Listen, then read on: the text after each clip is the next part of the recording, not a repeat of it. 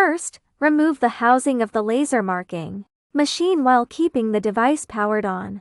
We placed a white sticker on the nuclear beam mirror. You can clearly see the light spot. Loosen the two screws at the top of the reflector. Adjust the angle of the mirror. Check whether the light spot is centered in the collimator. Tighten the screw once it is centered. The light spot is located at the center of the nuclear beam mirror. First, let's set the focal length to 70 millimeters.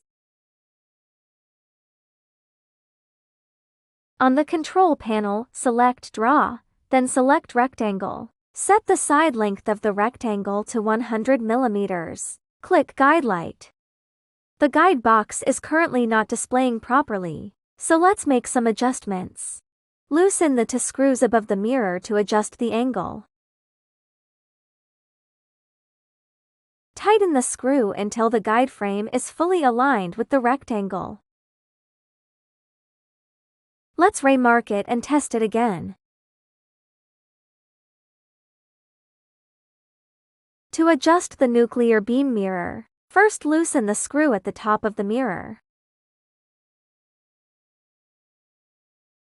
Date of creation text. Click Center. Click Setting. Click Area. Check the continuous trigger box. Click Manual Trigger. Click OK.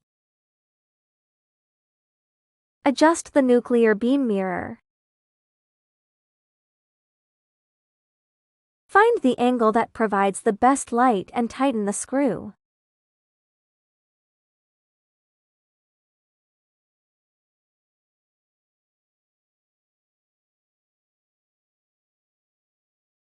That completes all the adjustments.